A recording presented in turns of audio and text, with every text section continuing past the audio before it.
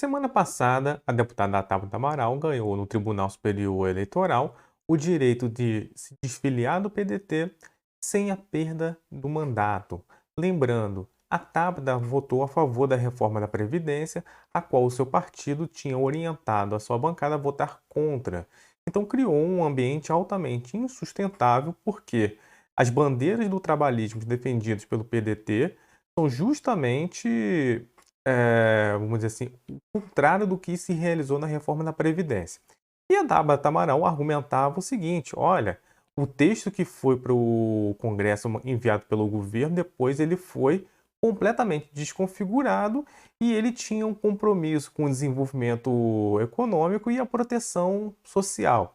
Digamos assim, esses eram os principais argumentos dela e que ela manteve os seus compromissos. Por fim, isso criou o quê? Uma questão que a gente chama na política o quê? A quem ela é fiel? Aos seus eleitores, ao partido ou ao grupo político de renovação política que comemoraram essa vitória no Tribunal Superior Eleitoral? Então, acompanhe comigo o debate.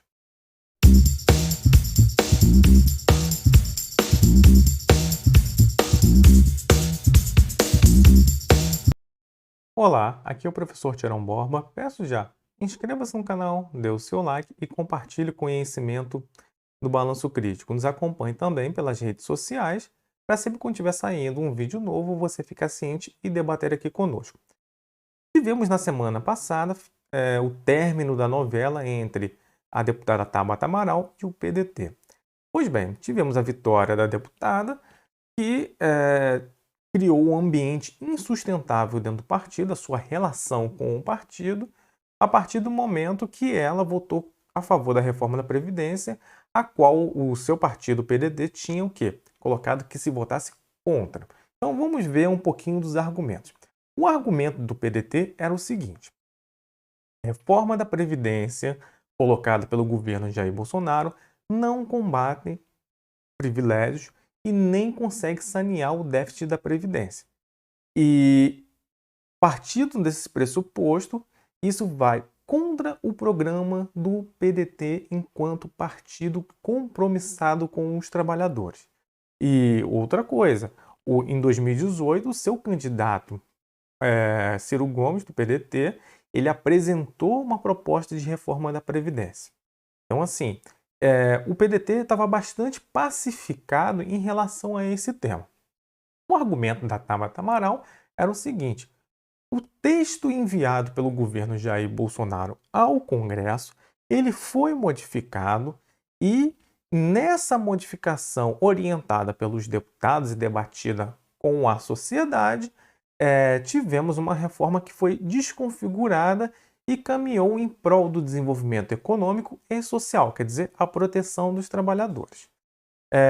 Lembrando, quando um partido orienta uma ação aos seus deputados, significa o seguinte, que esse tema foi debatido internamente, houve um certo consenso dentro do partido e que se orientou.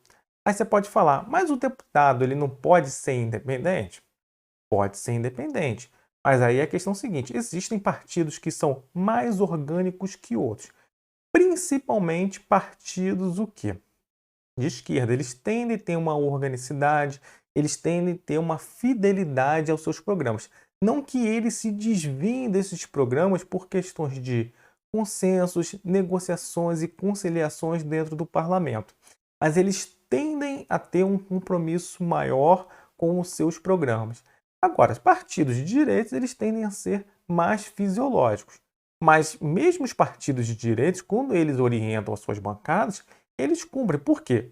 O grande, vamos dizer assim, o que faz ser um político, vamos dizer assim, respeitável em sua identidade perante o parlamento, aos seus pares dentro do Congresso?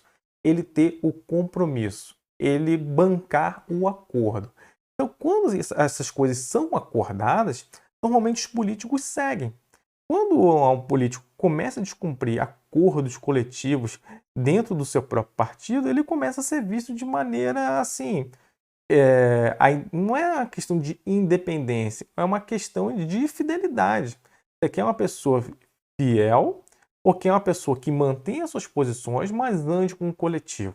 O partido é uma coletividade e o modelo político brasileiro funciona a partir de uma representação política por partido.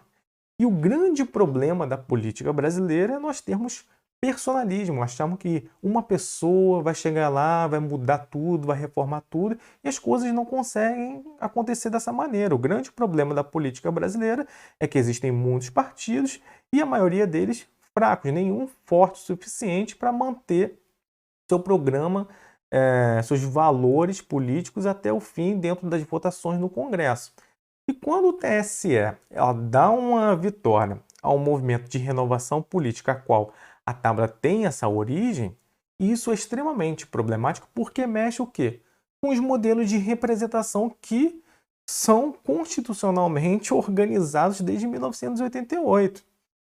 Existe um problema de cultura política que as instituições tentaram resolver através da representação partidária e agora o TSE vem com vamos dizer assim, com uma decisão que faz valer a vontade do que? Do voluntarismo, da independência, a não fidelidade partidária. Por quê? Se a Tabata ela vem de um movimento de renovação política que tem financiamento empresarial, aí pelo fato das regras proibirem o financiamento empresarial nas campanhas e eles encontram um descaminho, uma forma de contornar essa restrição, criando esses movimentos de renovação política, treinando pessoas, financiando de maneira que a gente não sabe ainda como. E essas pessoas vão para um partido porque precisam de um partido qualquer para se elegerem. O que o TSE está apontando com isso? Está, vamos dizer assim, cancelando um caminho, um mecanismo, uma ferramenta dentro da sociedade para lobby. A gente não tem nem vamos dizer assim, a institucionalização do lobby, a regulamentação do lobby no Brasil, e a gente vê como algo problemático, vídeos escândalos de corrupção, aí, Petrolão, Mensalão, etc. Agora o TSE reafirma o quê? Não, esse mecanismo de renovação política, onde empresários vão lá e financiam esses grupos, é legal, né? Basicamente é isso. Aí vocês podem falar, mas ela foi perseguida dentro do partido. É óbvio que ela seria perseguida no partido.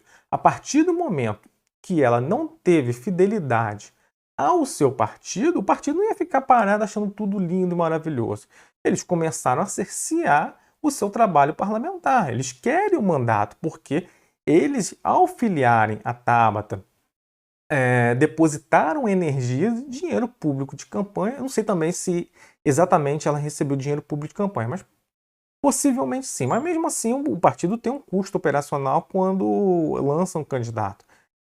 Investiram energia nela. Aí ela vai lá, utiliza-se do partido, das instituições do PDT, toda a energia coletiva historicamente construída do PDT lá com Leonel Brizola, e depois rompe com os compromissos que ela fez com o partido por voluntarismo ou por servir a outro senhor, né? Servir a outros valores políticos que não o do PDT.